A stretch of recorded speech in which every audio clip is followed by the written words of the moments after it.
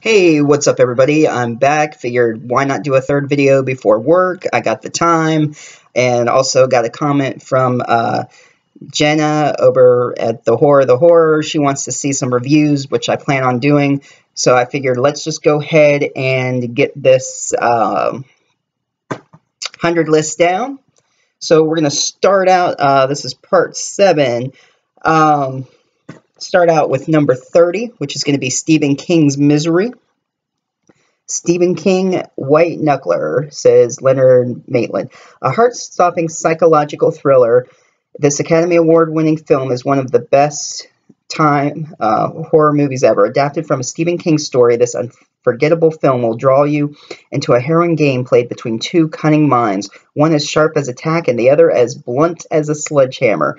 Novelist Paul Sheldon, played by James Caan, doesn't remember the blinding blizzard that sent his car spinning off the road. All he remembers is waking up in the home of Annie Wilkes, played by Kathy Bates, a maniacal fan who is bent on keeping her favorite writer as her personal prisoner for the rest of his cock-a-doodle life.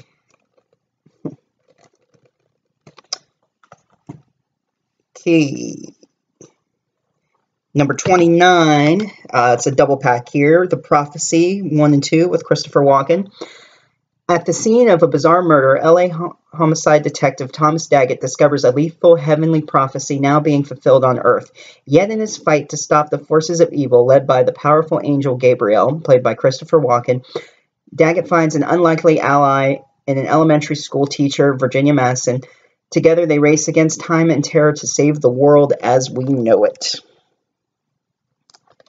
Number 28 is another 2-pack, but the first one is my favorite here on the list, and that's going to be Quentin Tarantino's From Dusk Till Dawn. It's a non-stop thrills when George Clooney and Quentin Tarantino star as the Gecko brothers, two dangerous outlaws on a wild crime spree. After kidnapping a father and his 2 kids, the Geckos head south to a seedy Mexican bar to hide out in safety. But when they face the bar's truly notorious clientele, they're forced to team up with their hostages in order to make it out alive. Number 27. Now, this probably wouldn't really be classified as a horror movie, but I just wanted to throw it in there anyway. Rocky Horror Picture Show with Tim Curry. You can finally stop shivering with anticipation at long last. Together in the ripplingly fabulous box set are the most mind-bendingly, heart-tendingly salacious cult classic ever made. First, feast your eyes on the Rocky Horror Picture Show 25th Anniversary Edition, complete with outtakes, excerpts from VH1's Behind the Music, interviews with stars Susan Sarandon, Barry Bostwick, Richard O'Brien, Patricia Quinn, and Meatloaf, audience reactions, and more. And then Shock Treatment, the 25th Anniversary Edition, but that's totally different cast, not even the original. So I just tossed it in there. But then again, Tim Curry as a transvestite could be classified pretty horrifying to some people. But it's a great movie, great music. Check it out. Okay. Number 26, back to the horror here. The true horror. Tales from the Crypt, Demon Knight. A mysterious drifter known as Breaker, William Sadler, possesses the last of 7 ancient keys that hold the power to stop the forces of darkness and protect all humanity from the ultimate evil. But the human race is safe only as so long as Breaker can evade the demonic collector, Billy Zane, who has gathered the other 6 keys. In his obsessive quest for the key, the collector rallies an army of ghastly cadavers against Breaker and the inhabitants of a rundown hotel. Armed with automatic weapons, sacred blood, and sadistic humor, Breaker and the strong-willed Geraldine, Jada Pinkett Smith, must lead the other guests in a gruesome battle against the collector and his evil horde of ghouls. Infested with a talented cast, thrilling special effects, and the Crypt Keeper's deadpan delights, Demon Knight delivers diabolical fun and a body of frights. Number 25, the original It, also with Tim Curry. I've seen the new one. I did enjoy it. It was good for a remake, and it was better than I thought it would be. The newer one was more terrifying and gruesome than this was more comedical scary, I guess you could say. Both have their good points. So this one is number 25 here. It can be anything. A fanged monster that won't stay on the movie screen. Something ominous lurking in the basement. No matter what your biggest fear is, no one knows it better than Stephen King. Based on King's 1986 bestseller, It is a jittery, jolting excursion into personal fear starring Harry Anderson, Annette O'Toole, John Ritter, and Richard Thomas. An evil force in a small New England town takes the shape of a clown, Tim Curry, but he's not clowning around. Instead, he terrifies youngsters and brings some of their untimely doom until some wily, those wily wascals, kids fight back. The evil resurfaces 30 years later, meaner, angrier, deadlier, and friends who vividly remember youthful terrors reunite to battle it.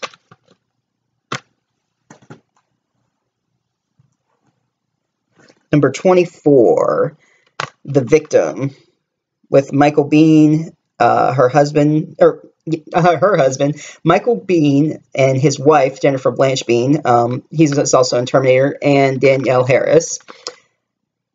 A lot of fun to behold, a twisted, sleazy little film that will make Grindhouse fans quite happy. Experience the new Grindhouse thriller that even mainstream critics are calling a roller coaster ride. 90 minutes of total oblivion, and a masterpiece. Michael Biehn of Terminator and Tombstone fame makes his acclaimed debut as writer-director with this shocker about a young stripper, Jennifer Blanc of Dark Angel and The Divide, she's fleeing a depraved murder by two police detectives.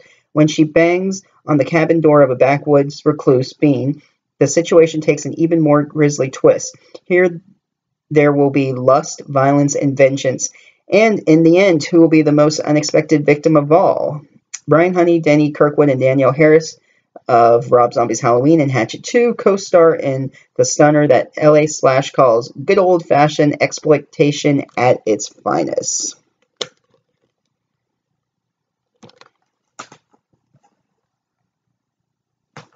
Number 23, Silence of the Lambs. A knockout, the most exciting thriller in years. Jodie Foster and Anthony Hopkins deliver sensational Oscar-winning performances in this powerful, stunning Los Angeles Times and spellbinding The Hollywood Reporter, 5-time Academy Award winner. When FBI agent Clarice Starling Foster is assigned a case involving a monstrous serial killer, she seeks counsel from an imprisoned cannibalistic psychiatrist, Dr. Hannibal Lecter, Hopkins, whose fascination with the young woman is great as his hunger for murder. As their relationship develops, Starling must confront her own demons, an evil so powerful that she may not have the courage or strength to stop it.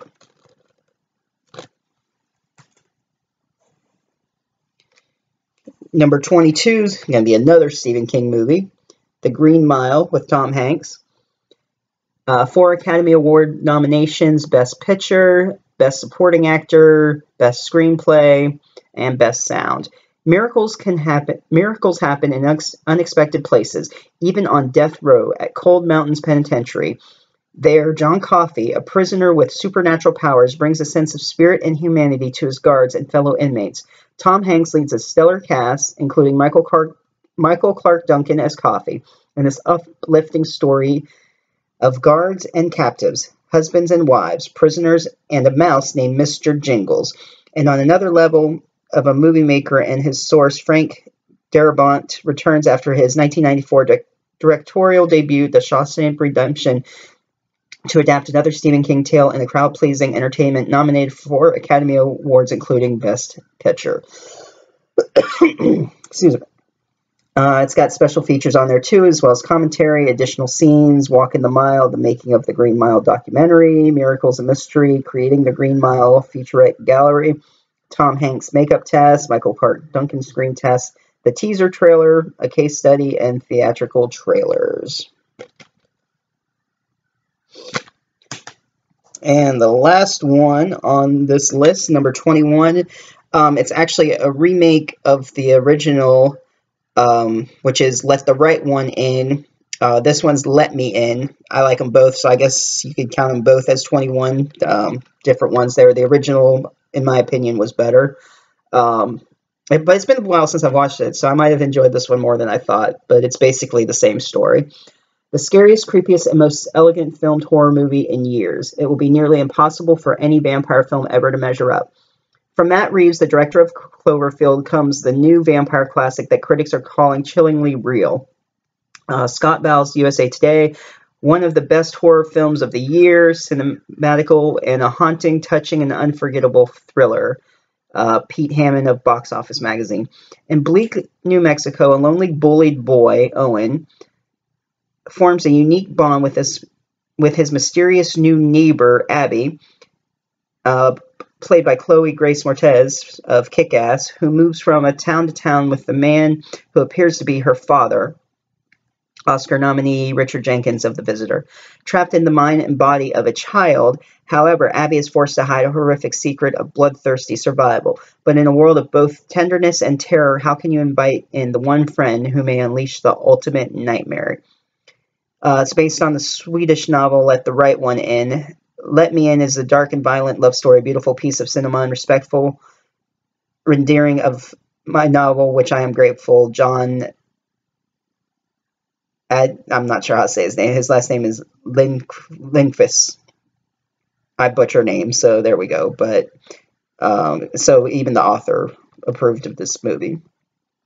Special features include audio commentary with director Matt Reeves from the inside, a look at the making of Let Me In, the art of special effects, car crash sequence step by step, dissecting Let Me In, deleted scenes, trailer gallery, and poster gallery. And that is it. I got to head out to work. Hope everybody has a great day. Tune in for the next video. See you then.